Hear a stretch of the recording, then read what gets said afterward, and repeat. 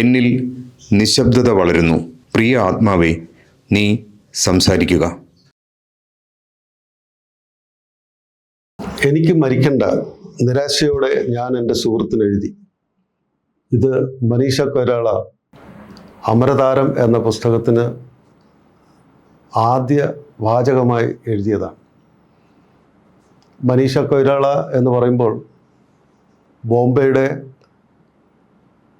Cinema ലോകത്ത് തന്നെ അറിയപ്പെടുന്ന ബോളിവുഡ് എന്ന് പറയുന്ന സിനിമാ ലോകത്തെ സർവ്വവിധ പ്രതാപങ്ങളും ആഘോഷങ്ങളും കൗമാരപ്രായത്തിൽ തന്നെ ബോളിവുഡിലെ സിനിമാ ലോകത്ത് വന്നു പെട്ട അതിസുന്ദരിയായ നേപ്പാളിയായ ഇന്ത്യൻ സിനിമാ നടി എന്നവരെ അറിയപ്പെടുന്നുവെങ്കിലും അവർ ഒരു നേപ്പാളിയാണ്. പക്ഷേ അന്നൊക്കെ നമുക്കത് പറയുമ്പോൾ ഈ പറഞ്ഞ കൗമാരപ്രായത്തിൽ വന്നു പെടുന്ന ഈ ഒരു സമ്പൽ സമൃദ്ധിയുടെയും ആഘോഷങ്ങളുടെയും പേരും പെരുമയുടെയും ഒക്കെ ഉള്ളൊരു ലോകത്ത് അവർ വന്നെത്തിപ്പെട്ടപ്പോഴുള്ള ആ ഉത്സവ പ്രതീതി, കൃത്യമായി പറഞ്ഞാൽ അവരവരുടെ 28-30 വയസ്സൊക്കെ ആയപ്പോഴേക്കും അവരെ ഗർഭാശയ അർബുദം ബാധിക്കുമ്പോൾ അവർ ചിന്തിക്കുന്നത്, അവർ ഒരു കൗമാരപ്രായത്തിൽ ഇന്നത്തെ മുംബൈയിൽ വന്നെത്തിപ്പെട്ടപ്പോൾ ഉണ്ടായ ആ സൗഭാഗ്യങ്ങൾ, ഉണ്ടായ ആ പേരും പെരുമയും ആ ഉത്സവ പ്രതീതിയുള്ള ആ ജീവിതവും ഒക്കെ തന്നെ അവർ നേരെ ഒരു സെറ്റ് ബാക്ക് പോലെ, എന്തെങ്കിലും അല്ലെങ്കിൽ ഒരു തിരിച്ചടി പോലെ അവർ ആലോചിക്കേണ്ടി വന്ന ഒരു സാഹചര്യം എന്ന് പറയുന്നത് അവർക്ക് വന്നു ഭവിച്ച ഗർഭാശയ അർബുദം ആണ് അവരെ ഇത്തരത്തിലൊരു പുസ്തകം, അമരതാരം എന്ന് പറഞ്ഞൊരു പുസ്തകം എഴുതുവാൻ അവരെ പ്രേരിപ്പിച്ചത്. അവർ എനിക്ക് മരിക്കണ്ട എന്നവർ അവരുടെ സുഹൃത്തിന് എഴുതുന്നു എന്നുള്ളത് തുടക്കത്തിലെ അവരത് പറയുന്നു. ഇതിനകത്ത് നന്ദി പ്രമേയമായിട്ട് അവർ ആദ്യ പേജിൽ അവർ പറയുന്നത്, റിംബോച്ചെ, അതായത് ടിബറ്റൻ ബുദ്ധ ആചാര്യന് ഏറ്റവും വലിയ പദവി നൽകുന്നതാണ് റിംബോച്ചെ എന്ന പദവി. അദ്ദേഹത്തുമായിട്ട് കണ്ടുമുട്ടുന്നു. അമേരിക്കയിൽ ചികിത്സയ്ക്ക് പോകാൻ വേണ്ടി അവർ ഡൽഹി എയർപോർട്ടിൽ നിൽക്കുമ്പോൾ അവർ റിംബോച്ചെ കാണുന്നു. അദ്ദേഹവും അമേരിക്കയിലേക്ക് പോവുകയാണ്. അവിടെ വെച്ച് കാണുമ്പോൾ ഇങ്ങനെയുള്ള പ്രശ്നം അദ്ദേഹവുമായിട്ട് ഒരു ഗുരുവിനോടെന്നുള്ള പോലെ, ഒരു ആധ്യാത്മിക ഗുരുവിനോടെന്ന പോലെ അവർ ഷെയർ ചെയ്യുന്നു. ഇന്ന കാര്യത്തിനാണ്, ചികിത്സയ്ക്കാണ് പോകുന്നു എന്ന് പറഞ്ഞു. ഇവരിൽ അപ്പോൾ തന്നെ അവരുടെ മുഖത്ത് അവർ അനുഭവിക്കുന്ന വേദനയും, ഈ സെലിബ്രിറ്റി സ്റ്റേറ്റസ് ഉള്ള ഒരു സ്ത്രീക്ക് ഇത്തരത്തിലൊരു അസുഖമുണ്ട്, ഇങ്ങനെ ഒരു ടെർമിനൽ സിക്നസ് ഉണ്ട് എന്നൊക്കെ പറയുന്ന ആ വേദനയെല്ലാം അവരുടെ മുഖത്ത് കാണാൻ കഴിഞ്ഞ ഈ ആധ്യാത്മിക ഗുരു, ഈ റിംബോച്ചെ അവർക്കൊരു ഉപദേശം കൊടുക്കുന്നു. മകളെ, നീ ഓരോ ദിവസത്തെയും നിൻ്റെ ട്രീറ്റ്മെൻറ്റിൻ്റെ ചികിത്സയുടെ ഓരോ ദിവസത്തെയും അനുഭവം നീ രേഖപ്പെടുത്തുക, എഴുതിയിടുക.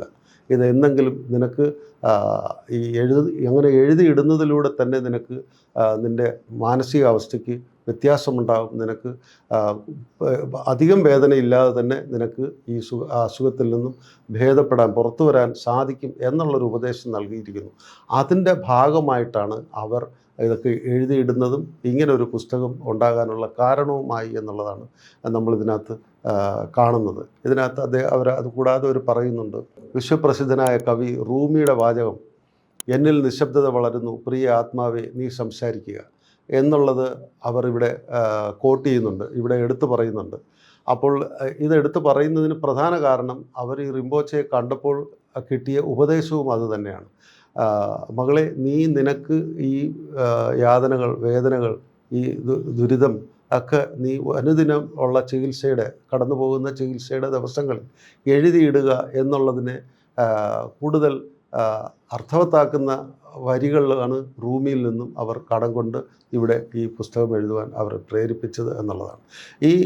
ഈ നന്ദി എന്ന് പറയുന്ന ആ ഒരു പേജിൽ തന്നെ അവർ പറയുന്നു, പരിത്യക്തയാക്കപ്പെടും എന്നുള്ള ഭയം എന്നെ വല്ലാതെ ഗ്രസിച്ചിരിക്കുന്നു എന്നാണ് അവർ പറയുന്നത്. പരിത്യക്ത ആക്കപ്പെടുക എന്നുള്ളത് അവരുടെ കുട്ടിക്കാലത്ത് അവർക്കുള്ള ഒരു അനുഭവമാണ്.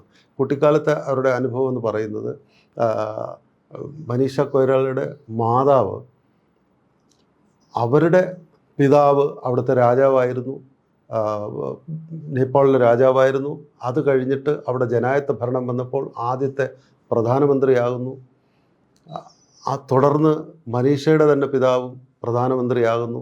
അപ്പോൾ അവിടെ ഉണ്ടാകുന്ന രാഷ്ട്രീയ പ്രശ്നങ്ങളുമായി ബന്ധപ്പെട്ട് ഈ ബാലികയായ മനീഷ എന്ന് പറഞ്ഞാൽ സരസ്വതി എന്നാണ് നേപ്പാളി വാക്കിലെ അർത്ഥം. ബാലികയായ സരസ്വതി എന്ന് പറയുന്ന ഈ മനീഷ കൊയ്രാളയെ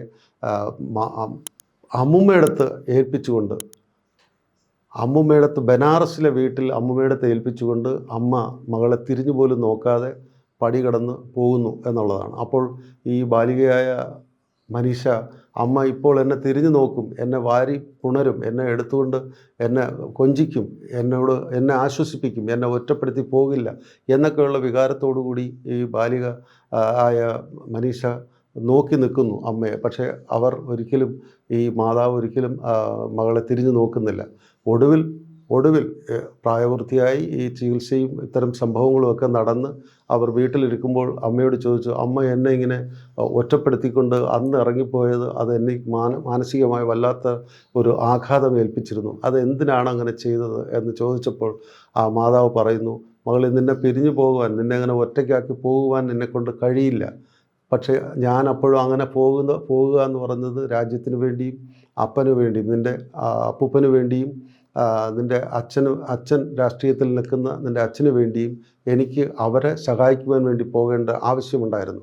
അതിനുവേണ്ടി ഞാൻ പോകുമ്പോൾ നിന്നെ എനിക്ക് ഉപേക്ഷിച്ച് പോകുന്നതിന് തുല്യമായൊരു വികാരത്തോടുകൂടി പോകുമ്പോൾ എൻ്റെ കണ്ണ് നനഞ്ഞിരുന്നു. അപ്പോൾ അത് നിന്നെ കാണിക്കാതിരിക്കുവാൻ, നിനക്ക് കൂടുതൽ വേദന ഉണ്ടാകാതിരിക്കുവാനാണ് ഞാൻ അങ്ങനെ നിന്നെ തിരിഞ്ഞു നോക്കാതെ നിന്നെ ഒറ്റപ്പെടുത്തി അമ്മുമ്മയടുത്ത് ബനാറസിൽ ഏൽപ്പിച്ചിട്ട് പോയത് എന്ന് പിൽക്കാലത്താണ് അവർ മനീഷയുടെ മാതാവ് അത് പ്രകടിപ്പിക്കുന്നത്. അപ്പോൾ ഇപ്പോൾ ഈ പരിത്യക്തയാക്കപ്പെടുന്ന ആ ഒരു വികാരം അത് കുഞ്ഞുനാളിലെ ഇവരുടെ മനസ്സിലിങ്ങനെ പതിഞ്ഞിരുന്ന ഒരു വികാരമാണ്. ഒറ്റയാക്കപ്പെടുന്നു. ഇപ്പോൾ നേരത്തെ പറഞ്ഞതുപോലെ മുംബൈയിലെ അല്ലെങ്കിൽ ബോളിവുഡിലെ സർവ്വ ആഘോഷങ്ങളുടെയും നടുവിൽ പേരും പെരുമയും പണവും പ്രശസ്തിയും ഒക്കത്തിൻ്റെയും പേരിൽ നമുക്കറിയാം, അവിടുത്തെ ബോളിവുഡിലെ സിനിമാ ലോകം എന്ന് പറഞ്ഞാൽ നമുക്കതിങ്ങനെ വർണ്ണിക്കാൻ കഴിയാത്ത രീതിയിലുള്ള ആഘോഷങ്ങളുടെ ഒരു നാടാണ്, ഒരു ലോകമാണ് ആ സിനിമാ ലോകം. ആ സിനിമാ ലോകത്തുള്ള സന്തോഷവും ആഘോഷവും ആഡംബരവും ഒക്കെ തന്നെ പെട്ടെന്ന് ഒരു ദിവസം സ്വിച്ചിട്ട പോലെ അപ്രസക്തമാക്കിക്കൊണ്ട് അവരിൽ ഇങ്ങനെ ഒരു ടെർമിനൽ സിക്നസ്, ഒരു ഗുരുതരമായൊരു അസുഖം അവരെ ബാധിക്കുന്നു. അപ്പോഴാണ് അവർ വീണ്ടും അവരുടെ ബാല്യകാലത്ത് അമ്മ അവരെ ഉപേക്ഷിച്ചിട്ട് പിതാവിനെയും മറ്റും രാഷ്ട്രീയത്തിൽ സഹായിക്കുവാൻ വേണ്ടി പോകുമ്പോൾ പരിത്യക്തയാക്കപ്പെടുന്ന ആ ഒരു മൂഡിലേക്ക് അവർ വീണ്ടും തിരിച്ചു വരുന്നത്. അപ്പോൾ അവരുടെ ബാല്യകാലത്ത് അവർക്ക് അനുഭവപ്പെട്ട ഒറ്റപ്പെടൽ അവർ വീണ്ടും ഈ ഹോളിവുഡിലെ പോമ്പും പ്രൈഡും ഈ ആഘോഷങ്ങളുടെയും എല്ലാ പ്രശസ്തിയുടെയും പെരുമയുടെയും ഒക്കെ നടുവിൽ നിന്നുകൊണ്ട് പെട്ടെന്നൊരു വലിയൊരു ഗർത്തത്തിലേക്ക് വീണതുപോലുള്ള ഒരു ദുരന്തത്തിലേക്ക് വീഴുമ്പോഴുണ്ടാകുന്ന ആ ഒറ്റപ്പെടലിലേക്കുള്ള ചിന്തയാണ് നന്ദി എന്ന് പറഞ്ഞിട്ട് അവർ ഈ പുസ്തകത്തിൽ, ഈ അമരതാരം എന്ന പുസ്തകത്തിൽ ആരംഭത്തിലെ തന്നെ പറഞ്ഞിരിക്കുന്നത്.